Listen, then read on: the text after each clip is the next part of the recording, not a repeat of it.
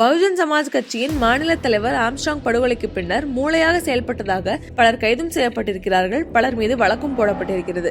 அந்த லிஸ்டில் முக்கிய நபராக அடிபட்டிருக்கும் பெயர் சம்போ செந்தில். 3 கொலை வழக்குகளில் சம்பந்தப்பட்ட சம்போ செந்தில் இதுவரை கைதாகாமல் தலைமறைவாக இருந்து வருகிறார். 15 ஆண்டுகளுக்கும் மேலாக தலைமறைவாக இருந்து கொண்டே தனது கூட்டாளிகளை ஏவி கட்ட பஞ்சாயத்து, தொழிலதிபர்களிடம் பணப்பறிப்பு உள்ளிட்ட சம்பவங்களில் சம்போ செந்தில் ஈடுபட்டு வருகிறார் என்றும் விசாரணையில் தெரியவந்திருக்கிறது.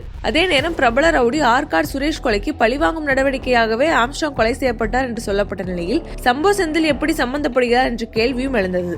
அப்போதுதான் பல கோடி ரூபாய் வருமானம் வரும் ஸ்கிராப் தொழிலை கைப்பற்றுவதில் ஆம்ஸ்ட்ராங்குக்கும் சம்போ செந்திலுக்கும் மோதல் ஏற்பட்டதாகவும் கூறப்படுகிறது. பல்வேறு காரணங்களுக்காக ஆம்ஸ்ட்ராங்கை பழிவாங்க காத்திருந்த பல ரவுடிகள் ஒரே நேரத்தில் கூட்டு சேர சம்போ செந்தில் ஸ்கெட்ச் போட்டு அவர்களை வழிநடத்தியதாக சொல்லப்படுகிறது. இதனால் இப்போது சம்போ செந்திலை போலீசார் 10 தனிப்படைகள் அமைத்து தீவிரமாக தேடி வருகின்றனர். சம்போ செந்தில் ரவுடிகளிடையே மிகவும் பிரபலம் என்றாலும் அவரை பற்றி தகவல்கள் அதிகமில்லை. பல ஆண்டுகளாக அவர் தலைமறைவு வாழ்க்கையை வாழ்ந்து வருவதால் அவரை தேடும் பணிகள் கடினமாக இருப்பதாகவும் சொல்லப்படுகிறது.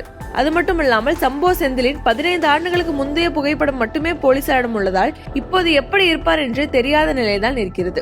உத்தரப்பிரதேசத்தில் இருக்கும் நொய்டாவில் அவர் பதுங்கியிருக்கும் செய்திகளை தொடர்ந்து போலீசார் தேடுதல் பணியை தீவிரப்படுத்தி இருக்கின்றனர். இப்படி இருக்கும் நிலையில் 10 வருடங்களாக முக்கியமான A+ ரவுடி சிக்காமல் இருப்பது எப்படி என்ற கேள்வியும் எழுகிறது. அந்த விசாரணையின் பின்னணியில்தான் முக்கியமான மற்றொரு தகவலும் வெளியாகியிருக்கிறது.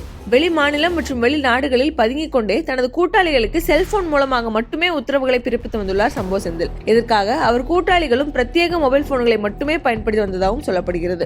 சம்போ செந்தில் VPN-ஐ பயன்படுத்தி இன்ஸ்டாகிராம் மற்றும் டெலிகிராம் மூலமாக மட்டுமே அவரது கூட்டாளிகளின் பிரத்யேக செல்போன்களுக்கு தொடர்பு கொண்டு பேசுவதை வழக்கமாக கொண்டிருக்கிறார். அத்தோடு அவர் குற்றத்திற்கான ஸ்கெட்ச் போட்ட பிறகு தான் பேச நினைக்கும் நபர்களிடம் கால் செய்து பேசி வந்திருப்பதும் தெரிய வந்திருக்கிறது. இதனால் அவரை கண்டுபிடிப்பது கடினமாக இருப்பதும் தெரிய வந்திருக்கிறது.